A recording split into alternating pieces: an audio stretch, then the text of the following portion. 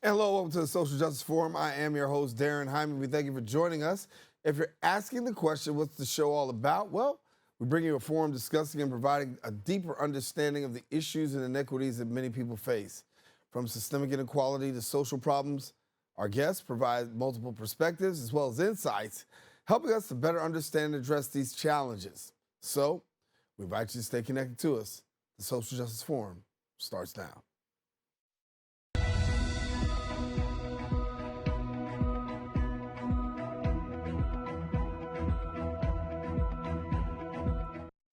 Well, our next guest has appeared on all of the major news networks: CNN, Fox News, MSNBC, CBS, ABC, BBC, featured in the New York Times and The Guardian, as well as the Rolling Stone. His aim? Turning protests into policy and momentum into measurable change. We welcome now the president of the Black Lives Matter Greater New York, Hawk Newsome. And we put all them other channels up there because, yeah, that's that. But you've been here. I've been here. With me. In the Bronx. In the Bronx. You know it. And we're glad to have you. Appreciate you, brother. Thank you, man. It's always good to have a conversation because, like I say, I always want to get it straight from you, right? I appreciate that. We hear it, we see it. Other people going to make their own generalizations, but what I like is call them. Have them sit down. Mm-hmm. Let's talk about it. So let's talk about it, right? Black Lives Matter. Yes, indeed. Right? Where are we today in terms of the movement? We know that 2020 was the emergence of the movement. Yeah. But 5 years later, where are things today, given the fact of what we're dealing with, the Trumpism, cuts to SNAP, things that we're seeing, where are we? We're in as far as the movement goes, man, we're in a bad place. Black people let white supremacy turn them on the biggest movement since the civil rights struggles of the 60s.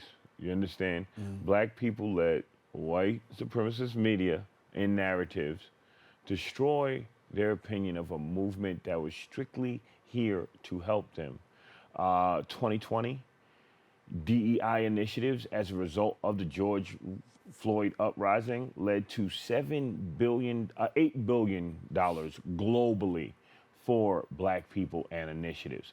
A lot of folks will be like, well, other people had access to that money. Yeah, right, fine. But there was still billions of dollars. It was the highest influx of black executives in modern history. More business opportunities for blacks with these major corporate stores. I won't name them here, right? But black people had so much opportunity as a result of us marching around with our fist in the air. So then came the narratives. Oh, she's spending this money and they got $100 million. Huh. Did you give them that $100 million? Mm-hmm. Did you donate? Did they take your money from you and run away with it? Now, I must say this. I never got a dime of that money. I never touched $1 million. Our organization has never touched $1 million. Black Lives Matter Greater New York is separate and apart from global, just like 300 other Black Lives Matter organizations.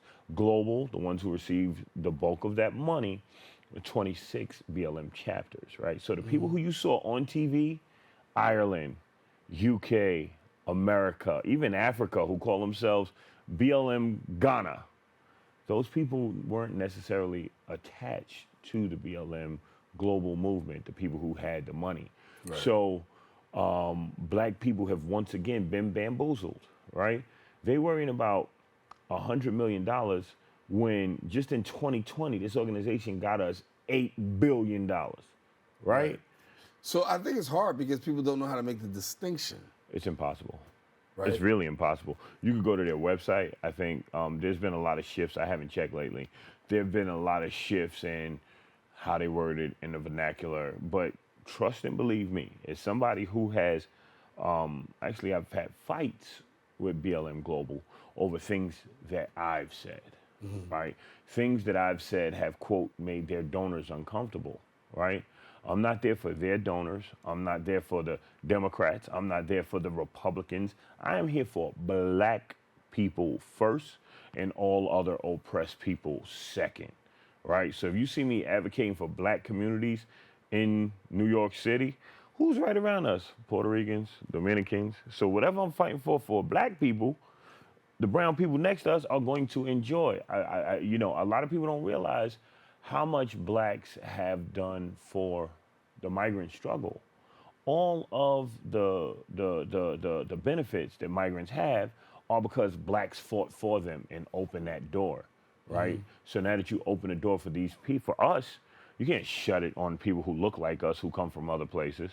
You understand what I'm saying? Yeah. Right. I want to take time and share because a lot of people see the protests, right? We see the protests, the marching, the bullhorn, all of that. But there's another component. Yeah. You're out there feeding people. Of course. I mean, but we don't see this, hear this, right? No. So give a little bit about the other work that goes on outside of the advocacy and the March for Justice. Okay. There's more stories where we help people with funerals, with racist incidences, with jobs. We've had a youth leadership program for the last 5 years. Our kids are in HBCUs, are in some of the best universities in the country. Kids that we gave political education as well as communal education to, right? We have a Montessori school, Wildflower, New York Community Charter School in the South Bronx that is the model. When I say the model Montessori school, because New York City Board of Education has sent a team over to understand our model to apply it. While schools around the city are yelling and hype about a bump that in their testing scores that went from maybe 30 to 40%, our kids are testing at 85 to 95%. Kids that come from the school that was founded by a core member of Black Lives Matter New York, that Black Lives Matter money initially paid for during COVID, those kids are testing better than 90% of America. Our little radical kids who could tell you more about Marcus Garvey than Christopher Columbus. Those kids, right, are testing higher than people around the country. You talk about food. We fed over 100,000 people. It's important that people know. They say we are rebels. We don't organize with other people. It ain't that. We just don't organize with bozos. We organize with We Are the Streets. We organize with Parents Supporting Parents. We organize with United Black Caucus, Trife Gangster, and GMAC.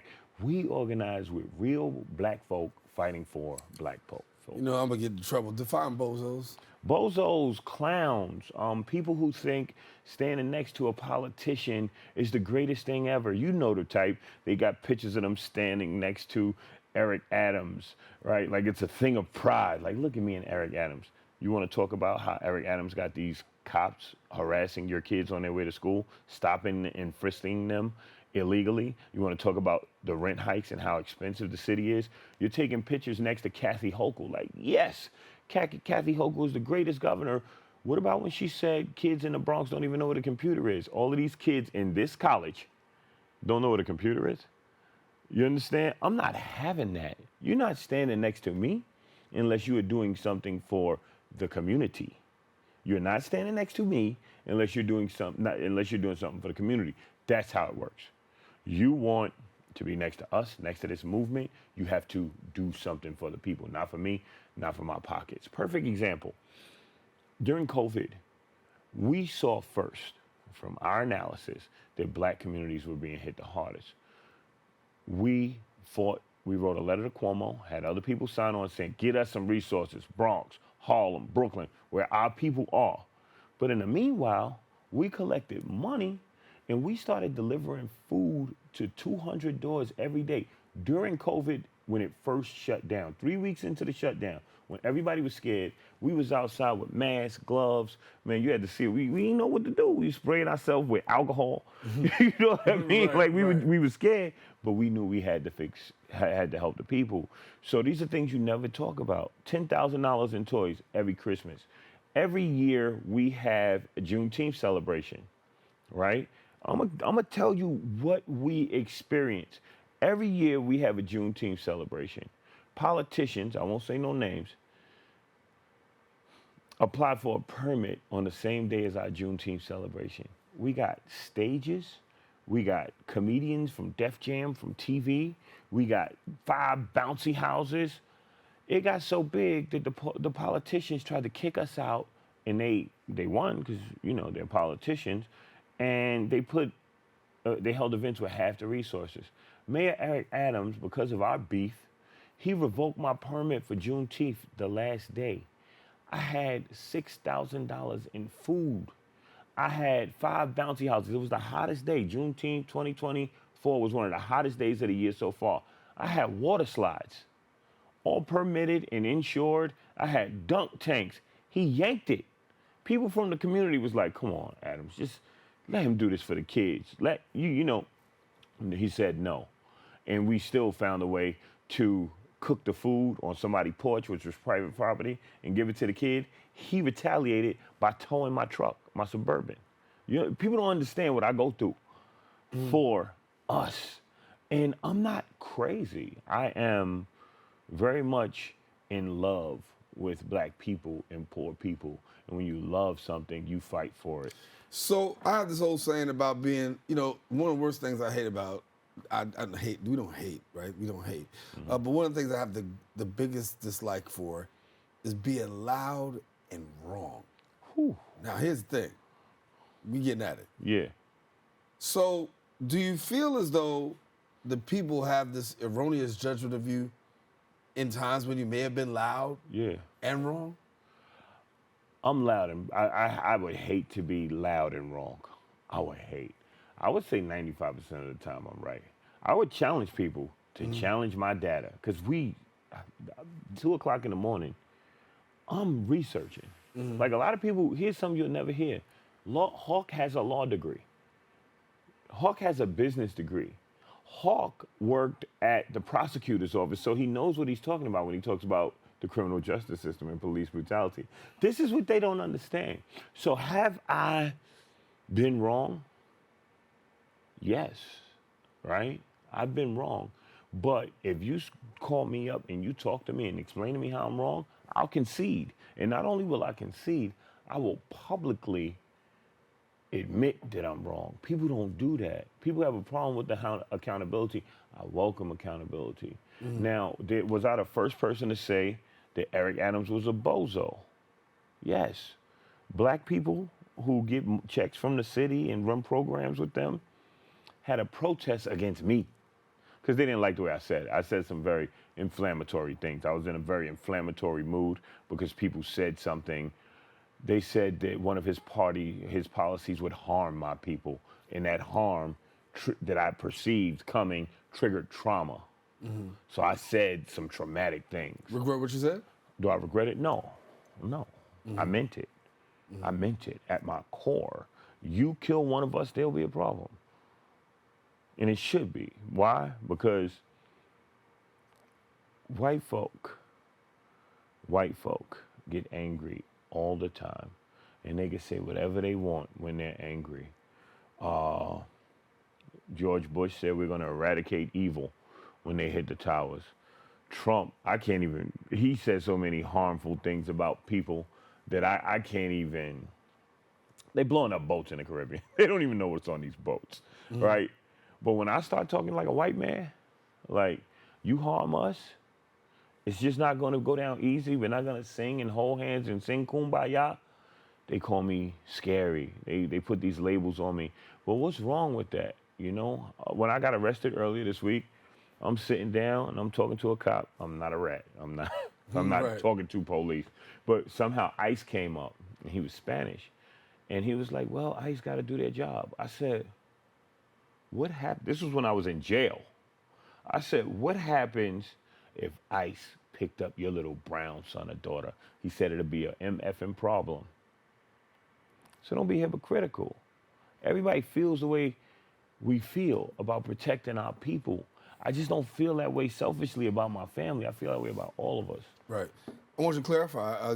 Bring some clarity. Yeah, you talked about the arrest. You were picked up. Yeah. Arrested. Incident with Yusef Salaam. Just run us through your. Well, here's the thing. A member of Yusef Salaam's office left and talked bad about the office. So they defunded her friend's nonprofit. He had money he was going to give to her friend. He took it back. This woman was going to Yusef Salaam's office to protest, and she said, hey, Hawk, can you stand with me? I said, yes, I'll stand with you because Yusef Salaam, Central Park 5, does not stand up against police brutality. The police violate us. They do so many harmful things to us. And you would think you elected a member of the exonerated 5, he would do something, but he stays quiet. He stays quiet. We were in a meeting with him a year before all of this, and he said, you know how hard it is to meet with the police? Bro, you're the head of city council when it comes to policing. You represent all of these million New Yorkers. And when something happens to one of us at the hands of the police, it's hard for you to get a meeting, and you accept that. Not only do you accept that, Yusef Salaam, but you don't speak up. So I got a problem with you. But it took so long for me to say something because I felt like I was canceling Christmas. I felt like I was telling my 7-year-old sister that Santa Claus didn't exist. I didn't want to take black people's hero away from them. Yusef Salaam is a hero to many black Americans. Imagine if I told them that he is staying quiet on police brutality. So I said it. But remember what you said, being loud and wrong? Mm-hmm. I posted 20 things just from 2025. He's been elected for 2 or 3 years. Just from 2025, I posted 12 slides of egregious acts by the police and white people doing some racist stuff to black people, and he never said anything. So now I'm going to his office to talk about it. He sent his mother and a political operative out there to stop me from delivering my message. Imagine you're out here, 5 people talk before you, but when you speak, an 80-year-old woman, if I'm gonna keep it real, if I just saw a lady in flip-flops with socks and a trench coat, I thought it was an emotionally disturbed person. I'm not being disrespectful, but you gotta understand, it's me. I'm giving a speech, Yusef Salaam, and I see a lady with flip-flops and socks come screaming at me. I'm like, whoa. And then she says, I'm Yusef Salaam's mom. I said, oh God, like, I don't want this problem. I said, oh God. Then she starts screaming. I'm like, ma'am. I say, ma'am, ma'am, ma'am, 5 times. Then I go back to speaking, this ain't working. And I look over, and the complainant in my case. So I can't say too much about him, but I could say he worked for Al Sharpton for a number of years. He's been a member of Al Sharpton's camp, and he worked for Yusef Salaam. So this is that black establishment in Harlem that is stopping me from saying the police are brutalizing us, and one of them is not doing anything about it. So I look at him and I confront him, and there was some words exchanged. He ran to the state police officer that was there and said, arrest him. The cop said, hey, he ain't doing anything. And then he, filed a complaint with the police. So they called me, and I gave them my lawyer's number. I had to turn myself in. That happened Thursday, Friday. I had to turn myself in Monday. So I want people to look past the charges. Forget about Hawk, and they charged me with a felony attempted assault. Forget Hawk Newsome and these charges. Think about this. Black leaders didn't want another black leader talking about police brutality and issues affecting black people. That's not only dangerous, it's non-progressive, it's anti-black in a lot of ways, because you look at what's happening. Like, these people are the black faces of white supremacy. Like, wait, the people who've protested across the country have protested on the steps that Martin Luther King gave the "I Have a Dream" speech on, sent some old lady out there. And I could have called her a lot worse. I said old lady because it's a passionate moment. Sent some old lady out there to get me arguing with her. I'm 6'5". I don't want to stand up. I'm 6'5", 355 pounds. I look intimidating over a man, but imagine me screaming at an 80-year-old woman. That's what they wanted the cameras to catch. But God put it in my spirit to look over. And when I looked at him, I knew what the play was. I said, oh, y'all tried to trap me up. I can't scream at her, but I'm going to scream at you, because this is foul. And what kind of man sends his mother out there in front of some 350-pound angry black man? who everybody think is a maniac because I get passionate about black people and I'm ready to fight and I don't bow down to nobody when it comes to black power. So Hawk is big, angry, and scary. All right, you seen your mother out there, bro? Now, I have come at people that I know. Before I went at Eric Adams, I called him. Like, bro, what you gonna do about X, Y, and Z? Oh, nah. All right, I'm coming for you. Other governments, DAs in New York, I call, hey, this cop did X, Y, and Z. Are you gonna prosecute him? Or are we coming with the news cameras to your office to, you understand what I'm saying? Mm-hmm. And they like, Hawk, hold on. They put me on the phone with their team and they launch an investigation. So I don't have to protest every time. Sometimes it's a phone call. So why can't people give me that respect? Right. Instead of that, you tried to set me up. And lastly, me and my sister went to court every day for Daniel Penny's trial. Remember, he choked Jordan Neely. He choked the Michael Jackson impersonator to death. We was outside every day fighting for the people. Yusef Salaam ain't show up one time. Ain't show up. That Al Sharpton didn't come one time. They could have came out and be like, wow, the community is behind this mentally ill person who was choked to death. Not one time. But when it comes out that the white dude who did it is not guilty, you'll release statements. Black people deserve better than that. And I'm not saying I'm the best leader in the world, but what I'm saying is I'm a strong member of a coalition of people that's changing what black leadership looks like. Instead of complaining about schools, we open a school. Instead of complaining about our people being hungry and poor, we go and feed them. Instead of saying, oh, there's a problem with crime, anti-violence, we're putting together 100 families to go to the hottest blocks in Harlem next week.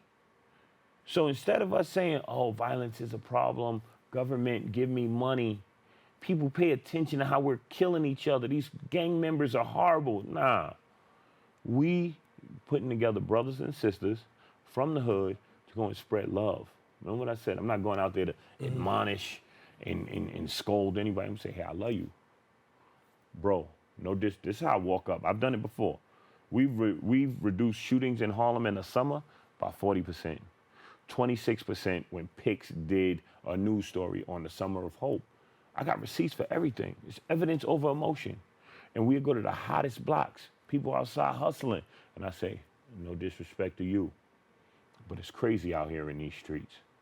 Let us set up this barbecue. We got some games for the kids, a little music, and we're gonna show love to the community.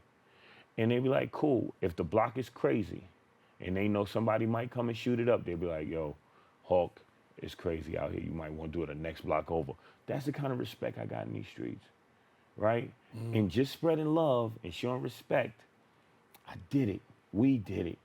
And we decreased violence by 40%. Not with the political bozos, with my people. Right. And we decreased it by 40%. And you know what the mayor did the next year?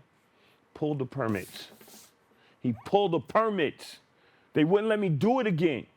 And then sent cops out there with the same program that we had. And you want to talk to me about black leadership?